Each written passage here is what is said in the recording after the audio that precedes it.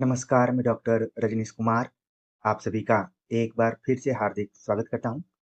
आज के video lecture में हम पाश्चात्य काव्य शास्त्र के परिचय के अंतर्गत एक सीरीज के माध्यम से 8 विचारकों पर प्रश्न उत्तर के आधार पर आप सभी के सामने हम प्रस्तुति दे रहे हैं, जो कि आगामी UP GDC, UGC NET, UG और पीजी के छात्रों के लिए उपयोगी हो सकता है। प्रिय विद्यार्थियों, इस सीरीज को चलाने की प्रेरणा हमें यूपीजीडीसी मुख्य परीक्षा से मिली है और इसका उपयोग आप सभी हिंदी पट्टी के अलग-अलग असिस्टेंट प्रोफेसर भर्ती परीक्षाओं में कर सकते हैं। तो हम बातचीत करेंगे प्लेटो के काव्य सिद्धांत की समीक्षा कीजिए। इस प्रश्न के माध्यम से हम प्लेटो के परिचय को देखेंगे, उनके सिद्धांत की समीक्षा करेंगे और यूजीसी नेट जैसी परीक्षाओं में कथन कारण पर आधारित प्रश्नों को भी देखने का प्रयास करेंगे कि कथन कारण वाले प्रश्न कहाँ से उठते हैं।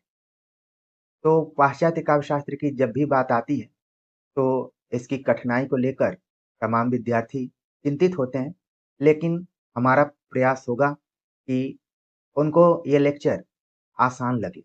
तो आप तन्मयता के साथ, आत्मीयता के साथ पूरे लेक्चर को देखेंगे, समझेंगे।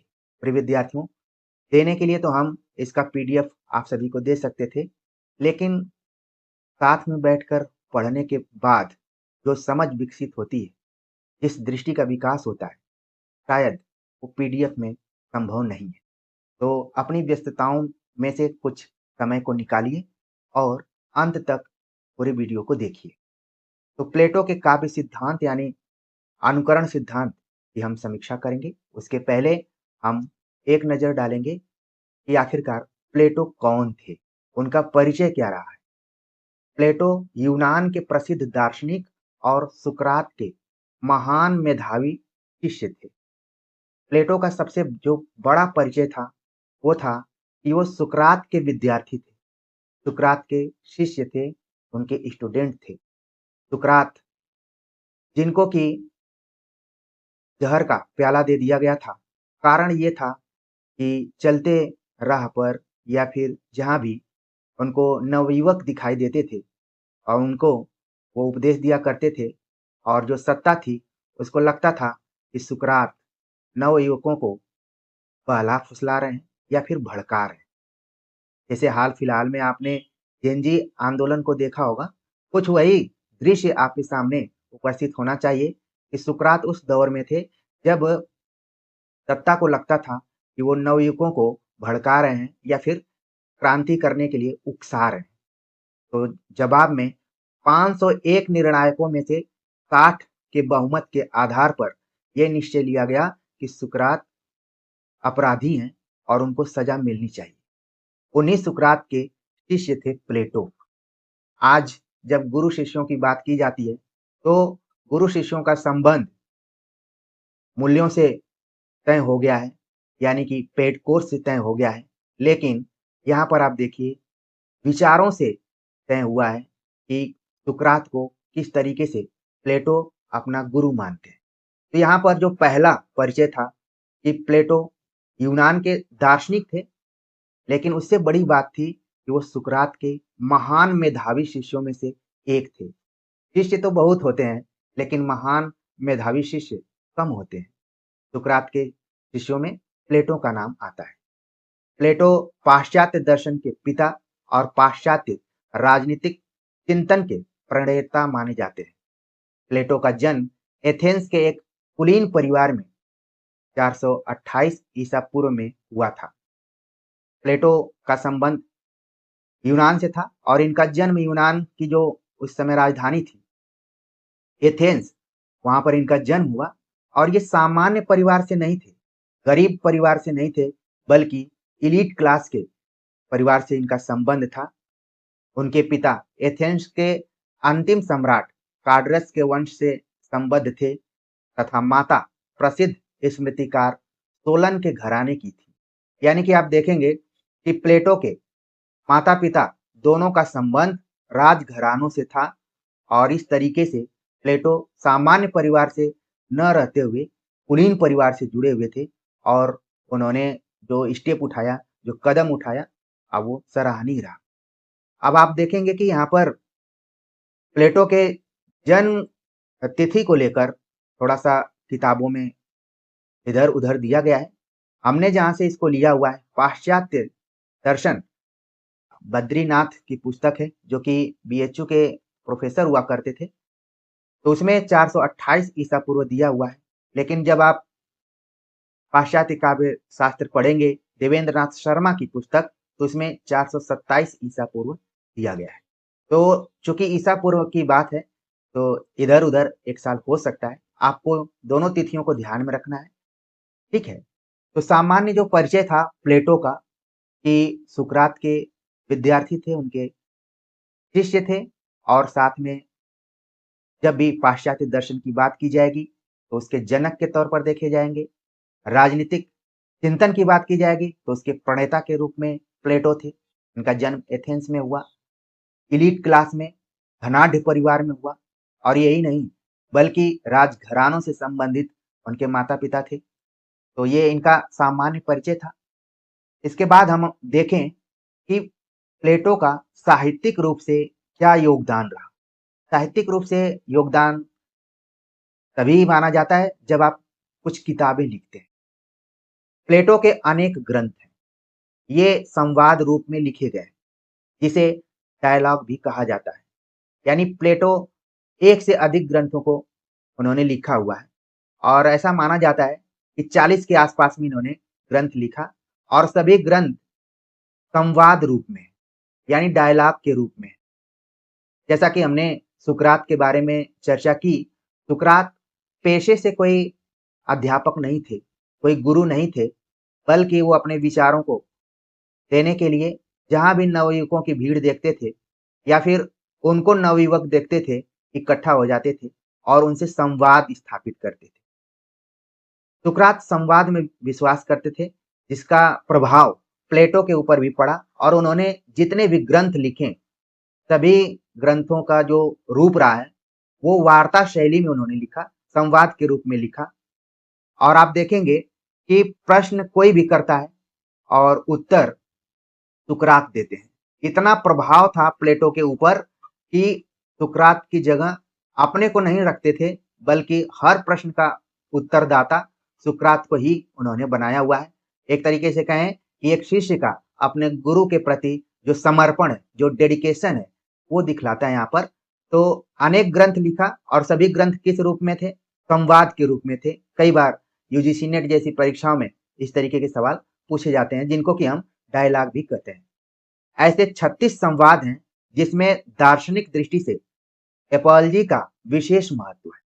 इनकी राजनीतिक कृतियों में रिपब्लिक और स्टेट्समैन महत्वपूर्ण है।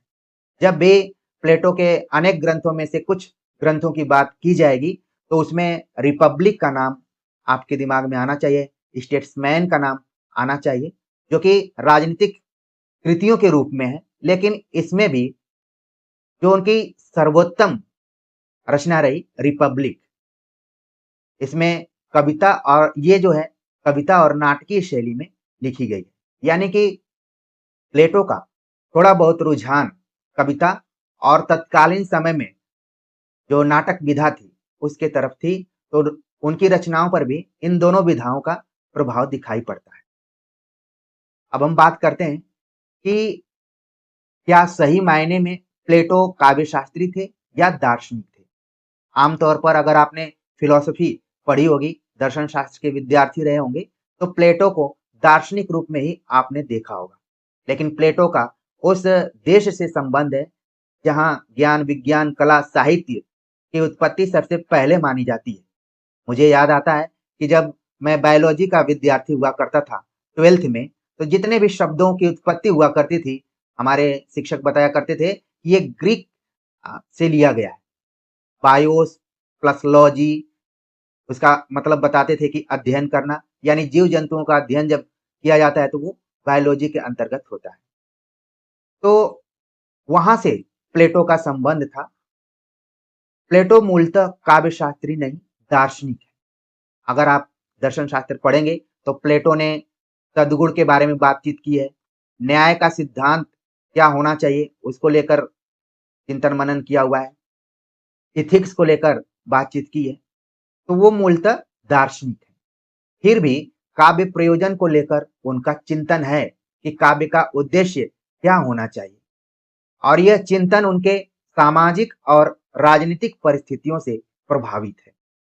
प्रिय विद्यार्थियों, कोई भी व्यक्ति का जब उसका व्यक्तित्व निर्मित होता है तो अचानक नहीं होता है, बल्कि उसके व्यक्तित्व निर्माण में इसकी सामाजिक और राजनीतिक परिस्थितियों का भी प्रभाव होता है। आप तैयारी कर रहे हैं तो कहीं ना कहीं आपके ऊपर समाज का दबाव होगा कि आप नौकरी पाएंगे तो आपकी शादी होगी, आगे चीजें होंगी। कहीं ना कहीं राजनीतिक दबाव भी होगा कि हम नौकरी में आ जाएंगे तो बहुत कुछ कर सकते हैं और अपने सम्मानित जगह को बचा सकते हैं। ये आपकी पृष्ठभूमि है अगर हम एक परीक्षार्थी के रूप में देखें। लेकिन चिंतक के रूप में जो प्लेटो के ऊपर उनकी सामाजिक और राजनीतिक परिस्थितियां थी वो बहुत अलग ढंग की थी। जब 4 साल के थे प्लेटो, तब एथेंस और स्पार्टा में युद्ध हुआ करता था, युद्ध हो रहा था, जिसका प्रभाव प्लेटो के ऊपर पड़ा। और जब उन्होंने इस युद्ध को देखा तो इसमें यूनान की जीत तो हुई, लेकिन बहुत कुछ नुकसान हुआ। और उन्होंने एक अध्ययन किया, देखा उन्होंने कि इस युद्ध का क्या असर हो रहा है। फिर उनके मन में काव्य और कला को लेकर एक अलग तरीके की दृष्टि विकसित हुई और उन्होंने कहा कि काव्य और कला को शौर्य वीरता के विकास में बाधक मानकर ही प्लेटो ने कवियों के बहिष्कार की बात कही। कही कि उन्होंने कहा कि जो भी कविता लिख रहे हैं या जो कलाकार हैं, चित्रकार हैं, उनको देश की कोई आवश्यकता नहीं, वो देश को मजबूती नहीं कर रहे हैं, बल्कि उसके विकास में बाधक के रूप में ही है। कारण ये था, थोड़ा सा मैं यहाँ पर समझाना चाहूंगा कि जो एथेंस था और यहाँ पर स्पार्टा था, थोड़ा सा उसकी जो पृष्ठभूमि है उसके बारे में जानना जरूरी है। तब आपको पता चलेगा कि प्लेटो ने क्यों इस तरीके का कथन का प्रयोग किया, या फिर इस निष्कर्ष पर वो पहुंचे कि देश को कवियों और कलाकारों की जरूरत नहीं है। क्योंकि जो एथेंस था, एथेंस बौद्धिक चीजों में विश्वास करता था, और स्पार्टा जो था वो शारीरिक चीजों में विश्वास करता था, यानी कि बल का प्रयोग करता था, जहां एथेंस बुद्धि का प्रयोग करता था। दूसरी बात थी कि एथेंस लोकतंत्र में विश्वास करता था, जबकि स्पार्टा जो था वो अधिनायक तंत्र में विश्वास करता था। जहां एथेंस स्वतंत्रता की बात करता था, वहीं जो स्पार्टा था अब वो नियंत्रण की बात करता था। ठीक है। और जहां एथेंस अपने समय में जो भी विचारक थे, कलाकार थे या कवि थे, उनको महत्व देता था, और जो स्पार्टा था वो परिश्रमी लोगों को ध्यान देता था, पराक्रमी को महत्व देता था, और साथ में जो योद्धा हुआ करते थे उन पर ध्यान देता था। इसके वजह से हजारों वर्षों तक युद्ध चला और उसका बहुत ही घातक, सैकड़ों वर्षों तक मैं कह सकता हूं, या फिर कुछ वर्षों तक युद्ध चला, जिसका कि घातक प्रभाव दिखाई पड़ा। और ये प्रभाव प्लेटो के ऊपर बहुत असर किया, और उनके दिमाग में आया कि अक्सर हम देखते हैं कि जो पढ़े लिखे लोग होते हैं, जो बुद्धिमान लोग होते हैं, अक्सर उनको मूर्ख बना दिया जाता है, उनको ठग लिया जाता है। आपने भी इस चीज को देखा होगा। ठीक है। तो उनका यही कहना था कि जितने भी कवि हैं, कलाकार हैं, विचारक हैं, वो जनता को कायर बना दिए हुए हैं, बल्कि वो एकदम से दब्बू टाइप का बना दिए हैं। इनकी जरूरत नहीं है, जरूरत है स्पार्टा की तरह कि मतलब वो लड़ाकू टाइप के हों, तभी सही हो सकता है। तो ये एक तरीके से प्लेटो के मन में चीजें आई हुई थी, और उन्होंने ये घोषणा ही कर दी कि कवियों को देश से ही बाहर निकाल दिया जाए, इनका कोई रोल नहीं है। उनके द्वारा काव्य की जो अस्वीकृति के आधार थे, दो आधार थे, दर्शन और प्रयोजन। हमने इतना वक्त लेकर आपसे क्यों बात की? इसलिए कि कोई भी व्यक्ति जब अपने विचार को देता है तो अचानक नहीं देता है, बल्कि अपनी परिस्थितियों से बहुत कुछ सीखते हुए अपने विचार को विकसित करता है और वही विचार आगे चलकर सिद्धांत के रूप में परिवर्तित हो जाते हैं। तो अब तक की वीडियो में आपने ये समझा होगा कि आखिरकार प्लेटो कौन थे और उनके विचार के निर्माण में किन-किन चीजों की भूमिका रही। अब हम आपके प्रश्न के मूल कंटेंट पर आते हैं, अनुकरण का सिद्धांत। जैसा कि आपने जान लिया है कि प्लेटो मूलतः दार्शनिक थे, तो कहीं न कहीं उनके विचार में दर्शन की बात रहेगी। प्लेटो प्रत्ययवादी यानी कि आइडियलिस्ट दार्शनिक हैं। प्रत्ययवाद के अनुसार प्रत्यय अर्थात विचार यानी आइडिया ही परम सत्य है। आपको ध्यान देना है क्योंकि ये दार्शनिक शब्दावलियों का प्रयोग यहाँ पर किया गया है। आमतौर पर हम सभी प्रत्यय को व्याकरण में पढ़ते हैं कि किसी शब्द के अंत में आकर लग जाता है तो इसको हम प्रत्यय कहते हैं, लेकिन यहाँ पर प्रत्यय का संबंध अंत में लगने से नहीं है, बल्कि यहाँ पर विचार से है, यहाँ पर आइडिया से मतलब है प्रत्यय। और जो प्लेटो है वो हमेशा अज्ञात दूसरे लोक की बात करते हैं, मतलब हमेशा ईश्वर को केंद्र में लाने का प्रयास करते हैं कि जो भी चीजें चल रही हैं उसका जो भी नियंता है, कंट्रोलर है, वो ईश्वर है। यानी हमारे अंदर कोई विचार आ रहा है तो विचार खुद से नहीं आ रहा है, बल्कि ईश्वर उसको क्रिएट कर रहा है।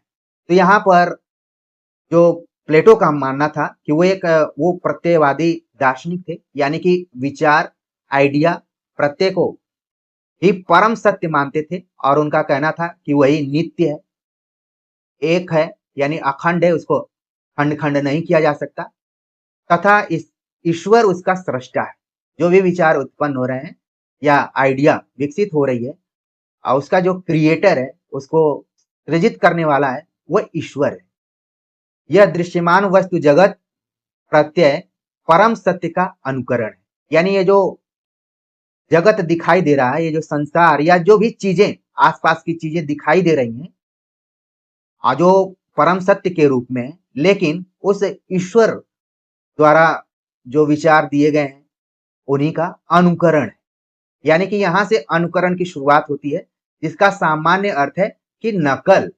यानी कि जो भी जगत है उसमें जितनी भी वस्तुएं दिखलाई दे रही हैं, अब वो ईश्वर के विचार की नकल के रूप में है, अनुकरण के रूप में है। कारण बताया उन्होंने कि कलाकार किसी वस्तु को ही अपनी कला के द्वारा चित्रित करता है। इस क्रम में कला तीसरे स्थान पर है। ये बड़ा महत्वपूर्ण उनका ये कथन है कि विचार जो है वो ईश्वर से है, फिर उस विचार को लेकर कलाकार कोई काम करता है और फिर उस कला का की पूर्णता होती है। तो जो कला है वो सत्य से 3 कदम दूरी पर है। ठीक है, 3 कदम दूरी पर है। कई किताबों में 2 कदम लिखा रहता है। ठीक है, लेकिन आप देखेंगे यहाँ पर लिखा गया है कि कला तीसरे स्थान पर है। कैसे है? पहला स्थान प्रत्यय यानी विचार का है। पहला स्थान किसका है? विचार का है।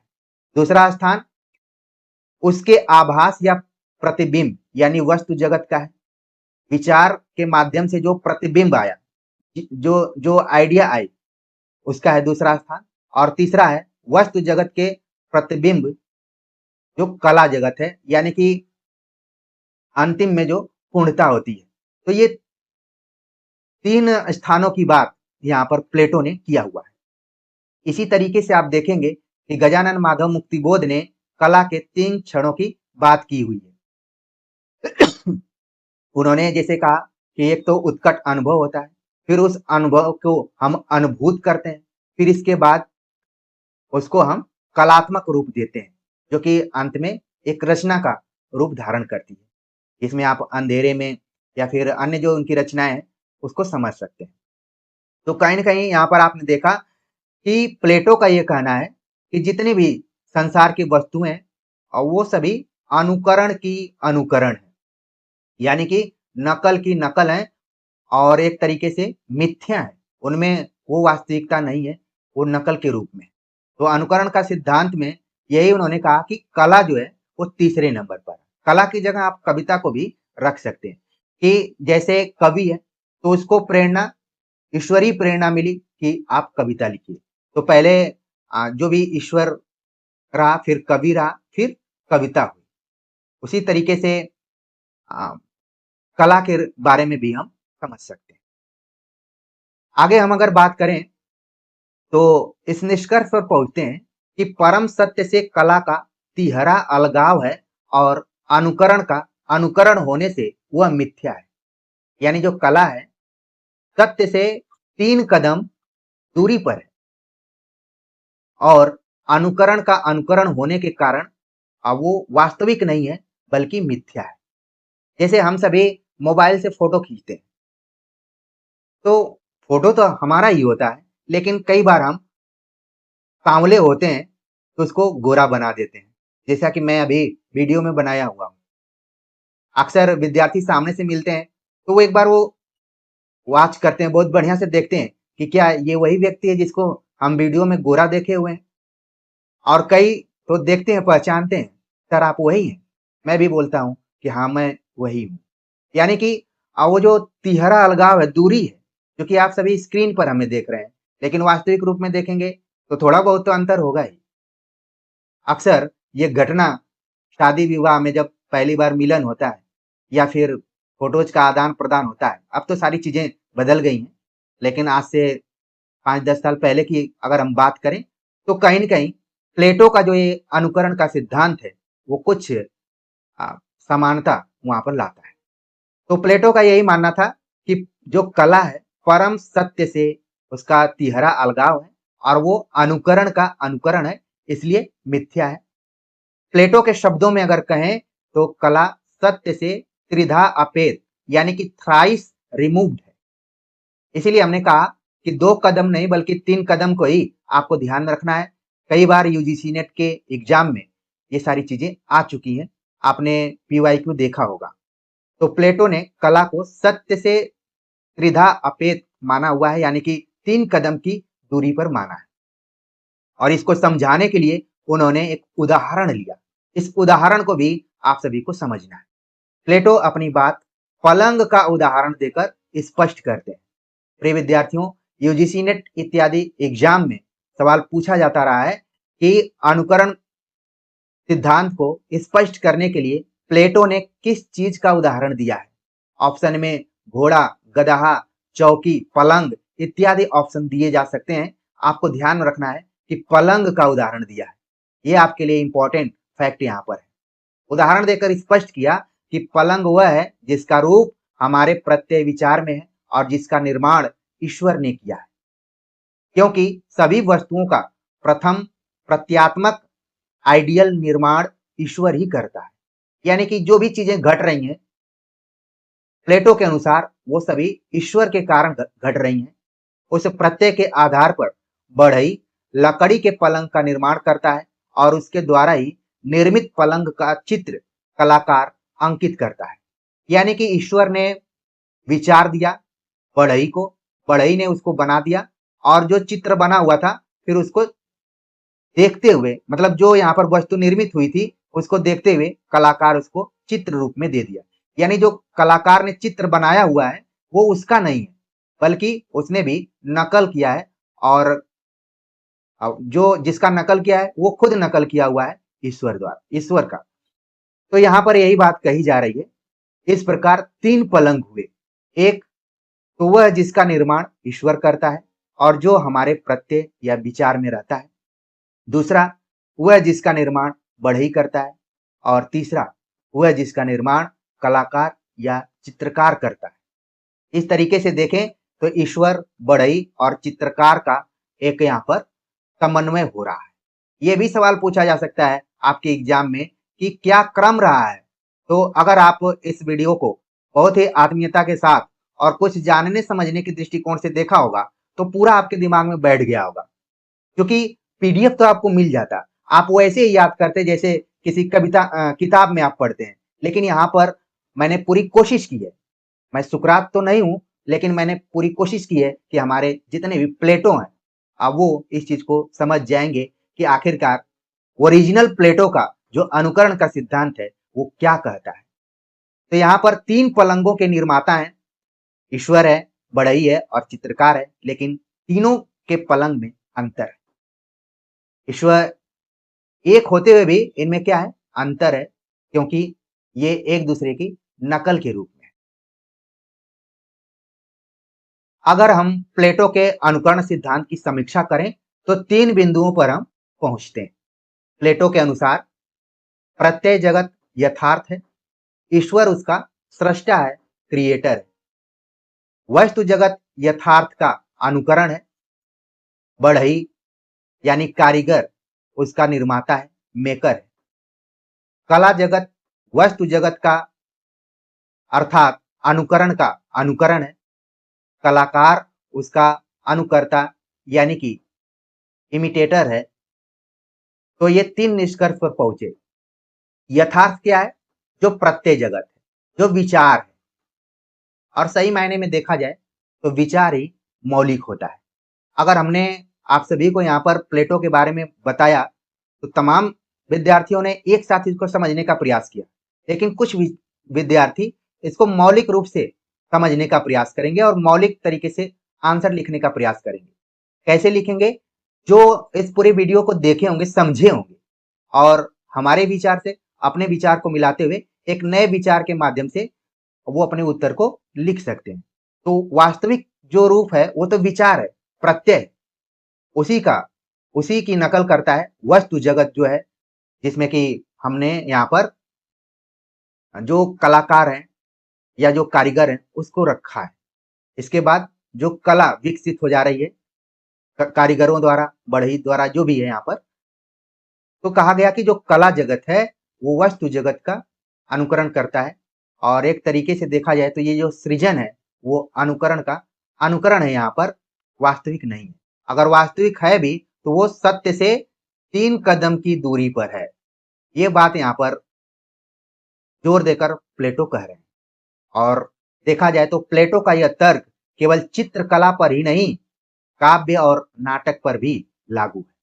और उन्होंने चित्रकला का भले उदाहरण दिया, पलंग इत्यादि का उदाहरण दिया, लेकिन अप्रत्यक्षतः उन्होंने इसे काव्य और नाटक पर भी लागू किया कि अगर कवि काव्य लिख रहा है तो कहीं न कहीं उसको प्रेरणा ईश्वर से मिल रही है, फिर वो उसके मन में विचार आ रहा है, फिर वो कविता लिख रहा है। इसी तरीके से नाटक पर भी ये बात लागू होती है। प्लेटो ने काव्य के 3 प्रमुख भेद स्वीकार किए हैं। अनुकरणात्मक, जिसके अंतर्गत उन्होंने प्रहसन और दुखांतक नाटक को रखा। दूसरा वर्णनात्मक, जिसमें कि प्रगीत को रखा, जिसको कि अगर यूनानी शब्दावली में कहें तो डिथिरैम इसको कह सकते हैं। तीसरा उन्होंने रखा मिश्र, जिसमें कि महाकाव्य को रखा। होमर और होमर के इलियड, ओडिसी इत्यादि को इसमें शामिल किया। जब यहाँ पर होमर की बात आई तो होमर प्लेटो के समकालीन थे और प्लेटो ने होमर की जो भी रचनाएं उनका विस्तृत अध्ययन किया और बाद में यही लगा कि जिसमें दुख, भय इत्यादि की जो भी बात कही गई है वो किसी व्यक्ति को मजबूत नहीं बना रहा है बल्कि कायर बना रहा है। तो एक तरीके से प्लेटो के दिमाग में ये बात आई कि अगर राज्य को मजबूत करना है तो कविता, कला या फिर साहित्य इत्यादि को थोड़ा सा इग्नोर करना पड़ेगा, नहीं तो बार बार हार होगी। क्योंकि हमने बताया कि एथेंस और स्पार्टा के बीच में जो युद्ध चल रहा था उसका असर प्लेटो के ऊपर पड़ा और जो सुकरात के साथ घटना घटी उसको लेकर भी प्लेटो काफी परेशान थे और उनके ऊपर प्रभाव भी पड़ा। और 70 साल की उम्र में सुकरात को जहर दिया गया। आज आप कल्पना कीजिए कि 70 साल के व्यक्ति तमाम नौकरियों से रिटायर हो जाते हैं और क्या बीती होगी प्लेटो के ऊपर। तो लगभग 18-19 साल के बाद उन्होंने एक एकेडमिया की स्थापना की और ये प्रणालियां कुलीन परिवार से थे, इस चीज को भी ध्यान में रखना है। लेकिन उन्होंने सोचा कि नहीं, हमें सुकरात के विचारों को फैलाना है और लोगों के बीच में रखना है। तो प्रिय विद्यार्थियों, आपने देखा होगा कई बार कि जो महान व्यक्ति होते हैं वो अपने जीवन में बहुत संघर्ष करते हैं और जीवन जब तक जीते हैं वो अपने महत्ता को कभी नहीं जान पाते हैं। उनके मरने के बाद ही लोग उनको महान बताना शुरू करते हैं कि उनके विचार तो बहुत ही अद्वितीय थे। हर देश में आप देखेंगे कि इसी तरीके की स्थिति रहती है। अगर हम निष्कर्ष पर पहुंचे तो कहा जा सकता है, कुल मिलाकर कहा जा सकता है कि प्लेटो मूलतः आलोचक नहीं, दार्शनिक है। जैसा कि मैंने शुरू में भी कहा कि जो मूल प्रवृत्ति थी प्लेटो की वो दार्शनिक के रूप में थी। हालांकि परिस्थितियों की वजह से उन्होंने काव्य, कला, साहित्य इत्यादि के बारे में भी थोड़ा बहुत चिंतन मनन किया। उनका उद्देश्य आलोचनात्मक सिद्धांतों का प्रतिपादन नहीं, बल्कि अपने गुरु की तथा अपनी दार्शनिक मान्यताओं को प्रस्तुत करना है। जैसा कि मैंने स्पष्ट रूप में कहा कि जितने भी संवाद उन्होंने लिखा, सभी संवादों में प्रश्न तो अलग अलग लोगों के थे, लेकिन उत्तर कौन देता था? सुकरात दिया करते थे। प्लेटो स्पष्टतः उपयोगितावादी और नैतिकतावादी। प्लेटो के ऊपर सुकरात का ही असर था। सुकरात भी उपयोगितावाद को मानते थे। वो कहते थे कि शिव वही है जो उपयोगी है, यानी कल्याणकारी वही है जो यूजफुल हो। तो ये उनका मानना था। अगर देखा जाए तो काव्य एवं कला के स्वरूप को लेकर, प्रयोजन को लेकर, प्रभाव को लेकर जितने भी शुरुआती दौर में विचार आए, सबके जन्मदाता के रूप में प्लेटो को रखा जा सकता है। शुरुआती दौर में कम से कम उन्होंने काव्य की उपयोगिता को लेकर, जैसा कि हमने कहा कि प्लेटो उपयोगितावादी दृष्टिकोण से चीजों को देखा करते थे। जैसे आप सभी उपयोगितावादी दृष्टिकोण से चीजों को देखते हैं कि फला चीज मेरे काम की है कि नहीं, देखा चीज मेरे काम की है कि नहीं, तो उसी हिसाब से आप एक नजर देख लेते हैं कि ये तो यूपीजीडीसी के लिए है, मैं तो यूजीसी नेट की तैयारी कर रहा हूँ, इस वीडियो को नहीं देखूंगा। लेकिन आप तो गलत कर रहे हैं। यहाँ पर आपको वीडियो देखना पड़ेगा। और चूंकि यहाँ पर उपयोगितावादी होना चाहिए, लेकिन एकदम से उपयोगितावादी में वैकल्पिक वाद को नहीं बढ़ाना है, सभी चीजों को देखना है।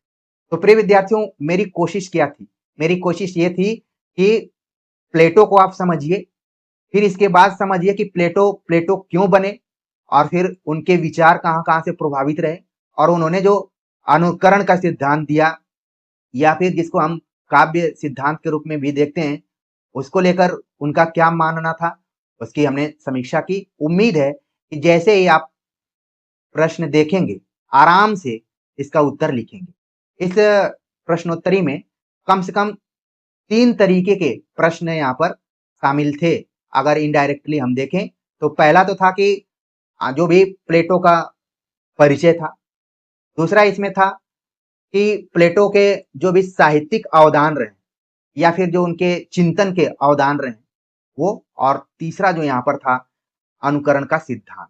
तो आप अपने समय को मैनेज करते हुए और प्रश्न पत्र या प्रश्न की प्रकृति को ध्यान में रखते हुए आप अपने उत्तर को स्टार्ट कर सकते हैं। लेकिन प्रश्न के उत्तर लिखने से ज्यादा जरूरी था कि आप प्लेटो और उनके सिद्धांत के बारे में समझें।